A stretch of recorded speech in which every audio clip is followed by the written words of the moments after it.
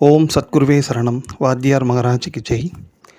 குருவர்களால் கால ரகசிய பதிவத்தில் பார்க்கக்கூடிய விஷயமானு பார்த்துட்டிங்கன்னா, செவ்வாய்க்கிழமை ஆயில்யம் திருநக்ஷத்திரம் வந்தால் அதோட சில குறிப்புகள், சில விசேஷங்கள் அப்படின்ட்டு எடுத்துங்க. அது எப்போ வருது பார்த்துட்டிங்கன்னா, இந்த மார்ச் மாதம் 11ஆம் செவ்வாய்க்கிழமை ஆயில்யம் திருநக்ஷத்திரம் இருக்கும்.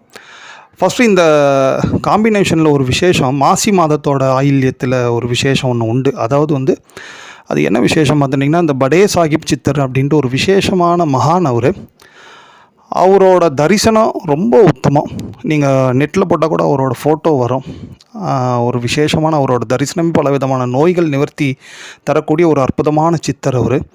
பாண்டிச்சேரி அருகாமையில் அவரோட ஜீவாலயம் இருக்குது. அங்கே போய் தரிசனம் பண்ணுறவங்களுக்கெல்லாம் நிச்சயமாக மிகப்பெரிய நோய் நிவர்த்தி கிடைச்சதாக ஒரு விஷயமும் உண்டு. வாத்தியார் அதை உறுதியாகவும் சொல்லுவார். நிறைய பேருக்கு அந்த மாதிரி நடந்திருக்கு.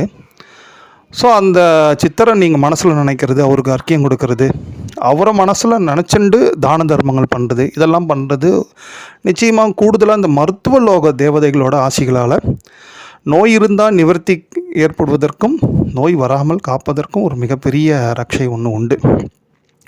சரி, அந்த கால அம்சம் பார்த்துக்குவோம். செவ்வாய்க்கிழமை ஆயில்யம் பொதுவாகவே விசேஷம்தான். அதில் நீங்கள் பார்த்துட்டிங்கன்னா காலையில் ஒரு 8:15 வரைக்கும் துவாதசி திதி இருக்கும். இந்த செவ்வாய்க்கிழமை ஆயில்யம் துவாதசி இது மூன்றும் வருவது மிக மிக அபூர்வமான ஒரு காம்பினேஷனாக தான் இருக்குதாக வாத்தியார் அதை குறிப்பிட்டு சொல்லுவார். அந்த காலத்தில் என்ன பண்ணலாம் அப்படி பார்த்தாச்சுன்னா, ஃபஸ்ட்டு அந்த காலத்துக்கு ஒரு பேரே கொடுத்துருக்கார், சரபாக்னி சக்திகள் மிகுந்த காலம் அது அப்படின்ட்டு. அந்த காலத்தில் என்ன பண்ணலாம் அப்படி பார்த்தாச்சுன்னா, திருச்சி முசிறி இடையே இருக்கக்கூடிய ஒரு கோயில், பாதாளீஸ்வரர் கோயில், வாத்தலை பாதாளீஸ்வரர் கரெக்ட். அந்த கோயிலில் சிவாலயத்தில் ஒரு தூணில் ஒரு பக்கம் நரசிம்மரும் ஒரு பக்கம் சனீஸ்வரரும் அப்படியே பின்னாடி இருப்பாங்க ஒரே தூணில் அப்படின்ட்டு சொல்கிறாரு. அந்த தூணில் இருக்கக்கூடிய அந்த 2 சுவாமிகளுக்கும் அந்த நேரத்தில் குறிப்பாக அந்த 8:15க்குள்ளே முடிஞ்ச அளவுக்கு அபிஷேக ஆராதனைகள்லாம் பண்ணியாச்சுன்னா, எப்பேற்பட்ட நாட்பட்ட கடுமையான தோல்வியாதிகள், இருதய சம்பந்தப்பட்ட வியாதிகள் எல்லாம் நீங்கும் அப்படின்ற ஒரு விஷயத்தையும் வாத்தியார் குறிப்பிட்டு சொல்லியிருக்காரு. இது எல்லாராலையும் முடியுமா தெரியல, பட் ஆனால் திருச்சி பக்கம் இருக்கக்கூடிய அடியார்கள் இந்த காலத்தை நிச்சயமாக பயன்படுத்திங்க. ஏன்னா இது மறுபடியும் இந்த மாதிரி காம்பினேஷன் வருமானது ஒரு டவுட்டு தான். அதை பார்த்துங்க. அதோட குறிப்பாக சரி, அவ்வளோ தூரம்லாம் போக முடியாது. எல்லாரும் எவ்வளோ பேர் கேட்பீங்க, எவ்வளோ ஊர்களில் இருந்து கேட்டுட்டு இருப்பீங்க இல்லையா?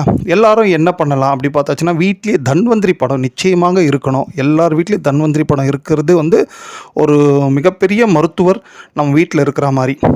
ஸோ அதனால் அந்த தன்வந்திரி படத்தை வச்சுட்டு, குறிப்பாக அந்த செவ்வாய் ஓரை அன்றைக்கி 3 வாட்டி வரும். காலையில் ஒரு 6, 7, 1, 2, அப்புறம் நைட்டு 8, 9. அந்த ஓரைகளில் தவணம், மறிக்கொழுந்து, மாசிபத்திரி, துளசி போன்ற தலங்களை கொண்டு, அதாவது அது இலைகள் தான், அது வாசனையான இலைகள் தான், இதை வச்சு அந்த தன்வந்திரி மூர்த்திக்கு நம்ம ஒரு அர்ச்சனை பண்ணுறோம் அப்படி சொல்லியாச்சுன்னா, உங்களுக்கு தெரிஞ்ச எல்லா ஸ்லோகங்களையும் சொல்லி கூட அர்ச்சனை பண்ணலாம். அது அப்படி பண்ணிட்டீங்கன்னா மிகப்பெரிய அனுகிரகம் உண்டு அந்த நாளில் அப்படின்றார் வாத்தியார். அது என்ன அனுகிரகம் அப்படி பார்த்துட்டிங்கன்னா, குறிப்பாக வாத்தியார் என்ன சொல்கிறாரு பார்த்துட்டிங்கன்னா, மனசு ஒரு ஒரு நிலைமைக்கு வரும். நிறைய அலைப்பாயுது, மனம் அலைப்பாயுது, தேவையில்லாமல் எண்ணங்களை நினைக்குது வச்சிங்களேன். ஒரு கெட்ட எண்ணங்கள், காம எண்ணங்கள்லாம் மனசில் அடிக்கடிக்கு பதிஞ்சுட்டே இருந்ததுன்னா, அதுதான் பின்னாடி மிகப்பெரிய வியாதியாக மாறுதுன்ற ஒரு விஷயத்தையே வாத்தியார் குறிப்பிட்டு சொல்லுவாங்க அடிக்கடிக்கு. அதனால தான் இந்த மனம் எப்பொழுதுமே நிர்ஜலமாக நல்ல ஒரு தூய்மையாக இருக்கணும் அப்படின்வார். ஸோ அப்படி தூய்மையாக இருப்பதற்கு அந்த நாள் ஒரு மிகப்பெரிய அனுகிரகம் பண்ணுறாரு நம்ம தன்வந்திரி மூர்த்தி. ஸோ அதனால் அந்த நாளை நிச்சயமாக பயன்படுத்திங்க. கூடுதலாக பார்த்துட்டிங்கன்னா, உங்களால் முடிஞ்ச அளவுக்கு யாருக்காவது மெடிக்கல் சம்மந்தப்பட்ட உதவிகள் தேவை அப்படின்ட்டு இருந்ததுன்னா நிச்சயமாக பண்ணுங்க. அப்படி எதுவும் உங்களுக்கு தெரியலனா, நிறைய கீரை அல்லது காய்கறிகள் சம்மந்தப்பட்ட உணவுகளை நிச்சயமாக நிறைய தானம் பண்ணுங்க. இதனால் நிச்சயமாக நமக்கு இந்த மருத்துவ லோக தேவதைகளோட அனுக்கிரக ஆசி நிச்சயமாக உண்டு. அதில் குறிப்பாக ஒரு சில விஷயங்கள், ஸ்லோகங்கள் நீங்கள் பார்த்துட்டிங்க, இந்த வைத்தியநாத அஷ்டகம் ரொம்ப இம்பார்ட்டன்ட். இந்திராட்சி கவசம்ன்ட்டு ஒன்று உண்டு. இதெல்லாம் முடிஞ்ச அளவுக்கு அந்த செவ்வாய் ஓரையில் எவ்வளோக்கு எவ்வளோ முடியுமோ சொல்லுவதற்கும் நிச்சயமாக முயற்சி பண்ணுங்க. ஓம்.